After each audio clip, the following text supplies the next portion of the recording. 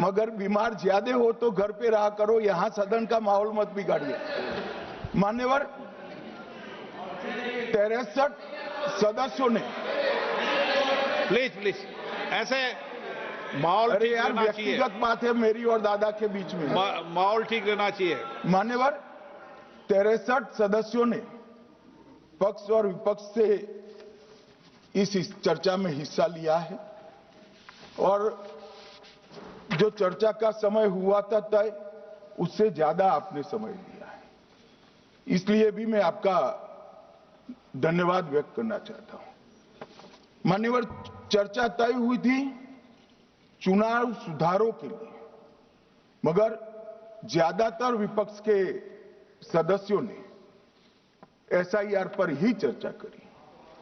अब चर्चा इन्होंने जिस तरह से शुरू करी है, जवाब तो मुझे देना पड़ेगा मान्यवर, और मैं मानता हूं उनको सुनना भी चाहिए। मान्यवर, इस एसआईआर पर, गहन पुनर्निरीक्षण पर एक तरफा 4 महीने से झूठ फैलाया और देश की जनता को गुमराह करने का प्रयास किया। और मेरा आग्रह है सदन के पक्ष और विपक्ष के सभी सदस्यों, मैंने एसआईआर की प्रक्रिया का, इससे जुड़े हुए संवैधानिक अनुबंधों का और भूतकाल में जो एसआईआर हुए वो सभी का गहन अभ्यास किया है। मैं आज आपके माध्यम से इस सदन को और सदन के माध्यम से पूरे देश की जनता को जो झूठ विशेषकर कांग्रेस पार्टी द्वारा फैलाया गया है, वो झूठ का मेरे तर्कों के हिसाब से जवाब देना चाहता हूं। आप बेटे बेटे ज्ञान मत दीजिए। मान्यवर, ये देश के संविधान में, मान्यवर, ये देश के संविधान से, संविधान के अनुच्छेदों से चुनाव आयोग की रचना हुई। एक प्रकार से चुनाव आयोग एक संवैधानिक संस्था है।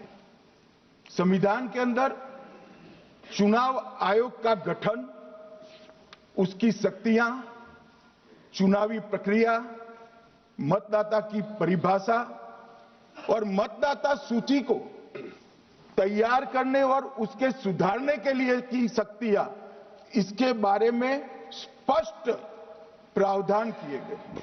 और मान्यवर, बड़ी विनम्रता से मैं बताना चाहता हूं कि प्रावधान जब किए गए तब हमारी पार्टी बनी ही नहीं थी।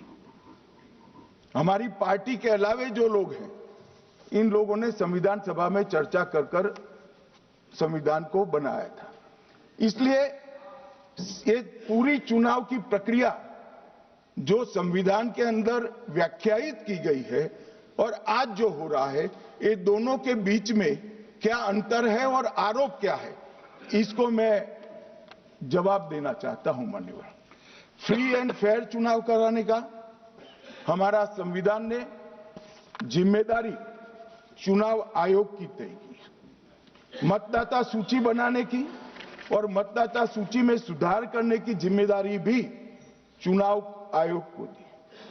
अनुच्छेद, संविधान के भाग 15 में अनुच्छेद 324, इसमें चुनाव आयोग का गठन, चुनाव आयुक्त की नियुक्ति, लोकसभा, राज्यसभा, विधानसभा, उपराष्ट्रपति और राष्ट्रपति, ये सभी चुनाव का संपूर्ण नियंत्रण संविधान ने चुनाव आयुक्त को दिया है।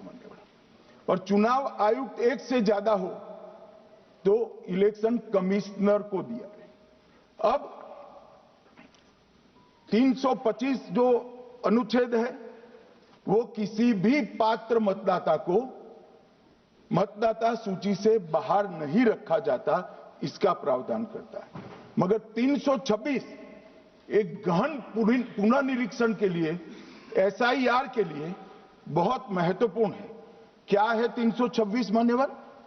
इन्होंने मतदाता की पात्रता योग्यता और मतदाता होने की शर्तें आर्टिकल 326 में तय की है। और वो शर्तें क्या है? सबसे पहली शर्त है कि मतदाता भारत का नागरिक होना चाहिए, विदेशी नहीं होना चाहिए। ये सबसे पहली शर्त है। और ये कह रहे हैं कि चुनाव आयोग क्यों ये कर रहा है? भाई इसका दायित्व है इसलिए कर रहे हैं। दूसरी है 18 साल से ज्यादा आयु का व्यक्ति मतदाता बन सकता है। तीसरा, वैधता का निर्धारण मानसिक असमर्थता, अपराध और भ्रष्टाचार में संलिप्तता के लिए जो कानून ने समय समय पर तय किया है इसके पर। तो ये 3 पात्रताओं के आधार पर भारत के मतदाता होने की बात तय होती है। और ये 3 चीजें किसने देखनी है मान्यवर? चुनाव आयुक्त को देखनी है। चीफ इलेक्शन इलेक्शन कमीशन मतलब चीफ इलेक्शन कमिश्नर और कमिश्नर्स ने देखनी है। और 327 में मतदाता सूची, सीमांकन, चुनाव संचालन और उसके लिए कानून बनाने की सिफारिश संसद को करने की सत्ता चुनाव आयोग को दी है। कल हमारे सदस्य मनीष तिवारी कहते थे गहन पुनर्निरीक्षण का इनको अधिकार ही नहीं है। आर्टिकल 327 पूर्ण अधिकार देता है कि मतदाता सूची इस व्याख्या के आधार पर बनाने का अधिकार चुनाव आयोग को है। मान्यवर, अब एसआईआर पर ही सवाल उठा दिए। मान्यवर, इन्होंने कहा कि एसआईआर आज क्यों हो रहा है। मैं इनको थोड़ा इतिहास बता, और मान्यवर एक नई फैशन हो गई है, इतिहास बताते हैं तो नाराज हो जाते हैं कि आप इतिहास मत बताइए। अरे भला कोई भी प्रक्रिया, कोई भी देश, कोई भी समाज इतिहास को छोड़कर कैसे आगे बढ़ सकता है?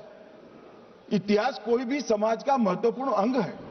मान्यवर, हमारे लोकतांत्रिक इतिहास की शुरुआत 1952 से हुई। तो सबसे पहला गहन पुनर्निरीक्षण एसआईआर कब हुआ? 1952 में। एसआईआर की क्या जरूरत है वो कहते हैं, इसलिए मैं कहता हूं। तो उस वक्त प्रधानमंत्री कौन थे? जवाहरलाल नेहरू। किस पार्टी से थे?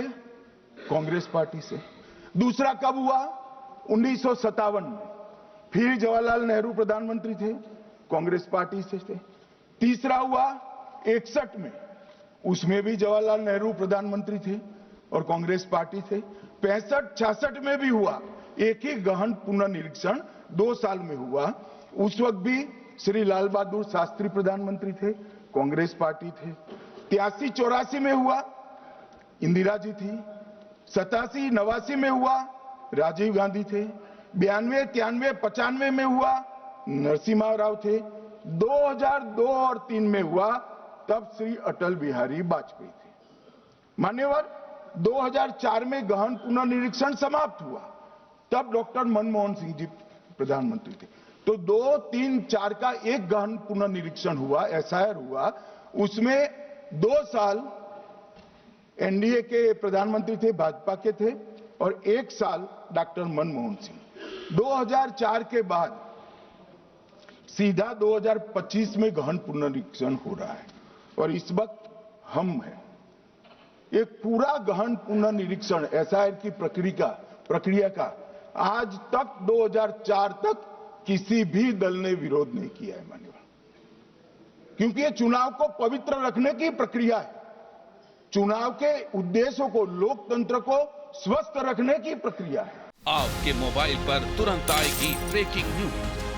स्क्रीन पर सबसे पहले दिखेगी बड़ी खबर। देश दुनिया की हर खबर एक जगह। अब आपके मोबाइल पर तुरंत फटाफट इंस्टॉल कीजिए न्यूज नेशन ऐप और रखिए खुद को अपडेट।